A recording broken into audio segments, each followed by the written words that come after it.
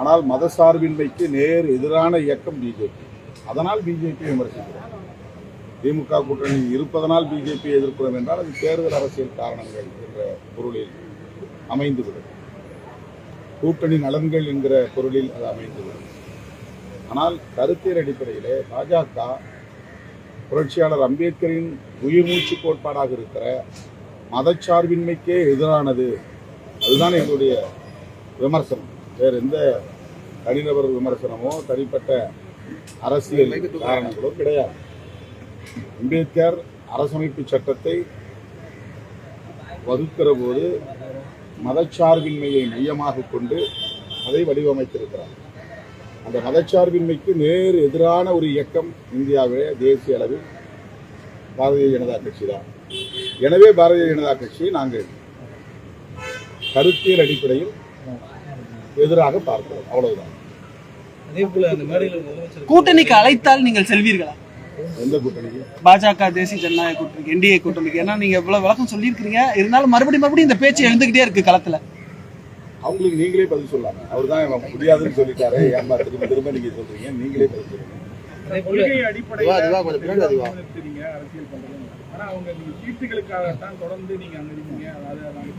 அவங்களுக்கு அவங்க கூப்பிட்டதை நான் போயிருந்தேன்னா என்ன ஆக ஓட்டுவாங்க. அவங்க கூப்பிட்டா நான் போகல, அங்கே போகிறதுக்கு வாய்ப்பு இல்லை. அதனால என்ன கொச்சைப்படுத்தும் நோக்கி அப்படி சொல்கிறாங்க. அது அவங்களுக்கே தெரியும், மனசாட்சிக்கே தெரியும். நான் அதிமுகவை விமர்சிக்கணுங்கிற நோக்கத்தில் விமர்சிக்கல. அதிமுக மேலே எனக்கு எந்த காலத்தும் இல்லை. அவங்க வலுவாக இருக்கிற போதே கூட்டணி ஆட்சி அப்படின்னு அமித்ஷா சொல்கிறாருன்னா அதிமுகவை எவ்வளவு பலவீனமாக அவங்க கருதுறாங்க. பலவீனமாக கருதுறவங்க பாஜக. அவங்கள அவங்க டிஃபெண்ட் பண்ணுறாங்க. ஐயோ அது பலவீனப்பட்டு விடக்கூடாதேன்னு கவலைப்படுற எண்ணம் விமர்சனம் பண்ணுறாங்க. இதுதான் அதிமுகவுடைய அணுகுமுறையாக இருக்கிறது. எம்ஜிஆர், ஜெயலலிதா கட்டி காத்த இயக்கத்தை அவர்கள் துச்சமாக மதிக்கிறார்கள்.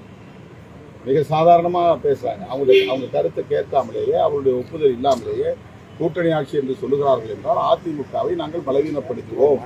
அதுதான் பாஜக சொல்வது. அதுதான் அதுக்கு பொருள். அப்போ அவங்க கோபம் யாருக்கு எதிராக வரணும்? யாரை கேட்டு இப்படி சொல்கிறேன்ல சொல்லணும். அதை நான் அதை சுட்டி காட்டுறேன். அதிமுக எச்சரிக்கையாக இருங்க, உங்களை பலவீனப்படுத்த பார்க்குறாங்க.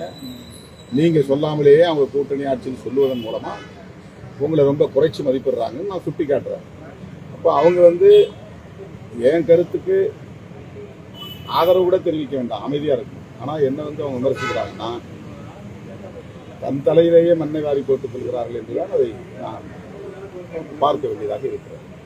பாஜக கூட்டணியை ரொம்ப குழப்பமான ஒரு சூழ்நிலை இருக்கு. அதிமுக, ஓபிஎஸ் அணியா,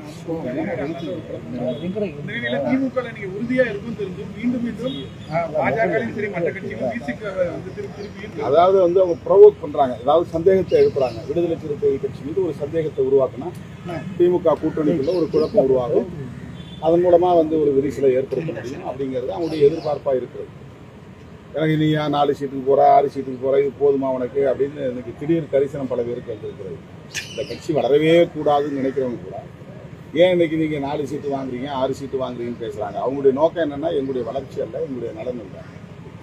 எங்களை ப்ரொவோக் பண்றாங்களாம். அதாவது உணர்ச்சியை தூண்டிவிட்டு அதன் மூலமா திமுக மீது எங்களுக்கு வெறுப்பு வரும். அந்த திமுக மட்டுமே பாதுகாப்பு அரண் அப்படிங்கிற அடிப்படையில் பேசல. மதசார்பற்ற முற்போக்கு கூட்டணி, திமுக தலைமையில் இருக்கிற கூட்டணி, விடுதலை சிறுத்தைகளும் சேர்ந்து உருவாக்கிய கூட்டணி, எல்லாம் சேர்ந்துதான் பாதுகாப்பு அரண் அப்படின்னு நான் சொல்றேன். பாஜக என்கிற மதவாத சக்திகளை எதிர்கொள்வதற்கு மதசார்பற்ற முற்போக்கு கூட்டணி ஒரு பாதுகாப்பு அரண். அந்த மதசார்பற்ற முற்போக்கு கூட்டணியை உருவாக்கியதில் அல்லது அதை பாதுகாப்பதில் அதில் இடம்பெற்றுள்ள ஒவ்வொரு கட்சிக்கும் பங்கு உண்டு. அது விடுதலை சிறுத்தைகள் கட்சிக்கும் பங்கு உண்டு. அந்த அடிப்படையில் தான் நாங்கள் இந்த கருத்தை பேசுகிறோம். ஆனால் இவர்கள் திமுகவுக்காகத்தான் இவ்வளவு பேசுகிறேன் என்பதை போல அதை பிரித்து பேசுகிறோம். இன்னைக்கு பாரதிய ஜனதா கட்சியினுடைய தன்மையை, பாரதிய ஜனதா கட்சியினுடைய வலிமையை எல்லாருமே பேச ஆரம்பித்திருக்கின்றாங்க. உதயநிதி ஸ்டாலின் அவருடைய தாத்தா கலைஞர் கருணாநிதி அவர்கள் பாரதிய ஜனதா கட்சி எங்க இருக்குது, இது ஒரு பண்டார கட்சி, அங்கொன்றும் இங்கொன்றும் இருக்குன்னு சொன்ன அவருடைய பேரை இன்னைக்கு பாரதிய ஜனதா கட்சி ஒரு கூட்டணியில் இணைந்த பிறகு இன்னைக்கு தமிழகத்தினுடைய அரசியல் களம் மாறிவிட்டதாக சொல்வதைத்தான் இந்த கருத்தில் நான் பாக்குறேங்கண்ணா. இரண்டாவது, இன்னைக்கு தமிழகத்தை பொறுத்தவரை எல்லா கட்சிகளுக்கும் ஒரு மாறுபட்ட சித்தாந்தம் இருந்தாலும் கூட திராவிட முன்னேற்ற கழகத்தை தூக்கி எறிய வேண்டும் என்கின்ற அடிப்படை புள்ளியில கட்சிகள் இணைய ஆரம்பித்திருக்கிறது. அது விடுதலை சிறுத்தைகள், கம்யூனிஸ்ட் கட்சிகளும் கூட அவங்களும் புலம்பிக்கிட்டு தான் இருக்கிறாங்க. காலம் வரும்பொழுது அவர்களும் வெளியேறி விடுவார்கள். காங்கிரஸ் கட்சி கொஞ்சம் மானரோஷம் இருக்குன்னா அவங்களும் வெளியேறிடுவாங்க. கடைசியில் 2026 தேர்தல் நடைபெறும் பொழுது திராவிட முன்னேற்ற கழகம் என்கின்ற கட்சி தனியாக, இதுவரை தனியா திமுக போட்டி போட்டதே இல்லை. 2026 யாரும் இல்லாம திமுக தனியாக போட்டி போடுவதற்கான வாய்ப்பையும் நான் பார்க்கிறேன். அதனுடைய பிதற்றல்களாகத்தான் உதயநிதி ஸ்டாலின் அவர்கள் பேசுவது, மாண்புமிகு முதலமைச்சர் ஐயா ஸ்டாலின் அவர்கள் பல திருமண மேடையில பல இடத்துல பேசுவது எல்லாம் இதனுடைய பிதற்றலாகத்தான் நான் பார்க்கின்றேன்.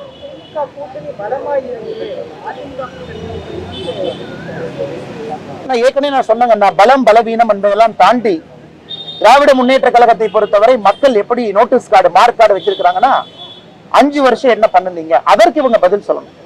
ஆனா 5 வருடம் என்ன செஞ்சோம் அப்படிங்கறத பத்தி பேசாம இன்னும் புதிய புதிய பிரச்சனைகளை உருவாக்குவதை மட்டும்தான் ஒரு மாஸ்டர்களாக திமுக இருக்கிறாங்க. மக்கள் விழித்துக் கொண்டு விட்டார்கள். திமுக எதுவுமே செய்யல, கிரவுண்ட் லெவல்ல எந்த விதமான மாற்றம் வரவில்லை என்பதிலே தமிழக மக்கள் தெல்ல தெளிவாக இருக்கின்றார்கள். அதனால் கூட்டணி பலம் பலவீனம் எல்லாம் தாண்டி, இந்த கூட்டணியில 7 பேர் 7 கட்சி, அந்த கூட்டணியில 5 கட்சி, இந்த கூட்டணியில 4 கட்சி, நம்பரை எல்லாம் தாண்டி திமுக கூட்டணியை பொறுத்தவரை எத்தனை கட்சிகள் 1 2 3 4 5 இருந்தாலும் கூட திமுகவை வீழ்த்த வேண்டும் என்பதிலே மக்கள் ஒரு மனதோடு இருக்கும் பொழுது கூட எத்தனை கட்சிகள் சேர்ந்தாலும் அவர்களும் வீழ்த்தப்படுவார்கள். அதனாலதான் இன்னைக்கு காங்கிரஸ் கட்சி ஒரு காலம் வெளியே வைக்க பார்க்குது. வெளியே அனுமதி கொடுத்தா காங்கிரஸ் அப்படியே எஸ்கேப் ஆகி வெளியே வந்துருவாங்க. அதே போல விசிகாவும் கம்யூனிஸ்டும் அவங்க கடையை திறந்துட்டாங்க. அவங்க பூட்டை போட்டு கடையை திறந்து அவங்களும் வெளியே வச்சுட்டாங்க வெளியே வருவதற்கு. இன்னைக்கு நிச்சயமாக இன்னும் ஒரு 2-3 காலத்துல ரைட்டிங் இஸ் ஆன் த வால். மக்களுடைய கோபத்தை திமுகவுடைய கூட்டணி கட்சிகள் படிக்க ஆரம்பித்து விட்டார்கள். மக்கள் கோபமா இருக்காங்கன்னு. அதனால கூட்டணி கட்சிகள் தப்பித்துக் கொள்ள வேண்டும் என்றால் அவர்கள் முதல்ல வெளியே வருவாங்க. அதனால பலம் பலவீனம் எல்லாம் தாண்டி, இந்த நம்பர்ஸ் எல்லாம் தாண்டி திமுக வீழ்த்தப்பட வேண்டும் என்பதிலே எல்லோரும் தெளிவாக இருக்கின்றனர். இந்த கூட்டணி ஆட்சி அப்படிங்கிறது அதிமுக தலைமையை தொடர்ந்து ஒரு நெருடலுக்கு உள்ளாக்குது. தேர்தல் முடிகிற வரை அதை கொஞ்சம் தனிச்சுக்கலாம். ஆனா இதுல நெருடல் அப்படின்னு இல்லைங்கன்னா, நான் இன்னைக்கு ஒரு பாரதிய ஜனதா கட்சியினுடைய தொண்டராக நின்று கொண்டிருக்கின்றேன். இந்த கூட்டணி உருவானதுல என் பங்கு இல்லை. இந்த கூட்டணியில என்ன பேச்சுவார்த்தை நடத்தினாங்க என் பங்கு இல்லை. இந்த கூட்டணி எப்படி இருக்க வேண்டும் என்று யார் பேசினார்கள் அதிலும் என்னுடைய பங்கு இல்லை.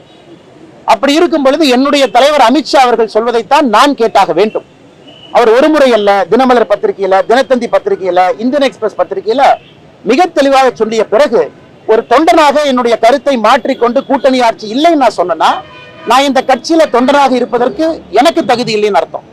என்னுடைய தலைவர் சொன்ன கருத்தை நான் ஏற்றுக்கொள்ள முடியாமல், என்னுடைய தலைவருடைய கருத்தை நான் வலுப்படுத்த முடியாம, என்னுடைய தலைவர்கள் சொன்ன கருத்திலேயே நான் சந்தேகத்தை எழுப்பணும் அப்படின்னா இந்த கட்சியில் நான் தொண்டனா இருக்கக்கூடாது, தலைவனாக இருக்கக்கூடாது. இது என்னுடைய கருத்து.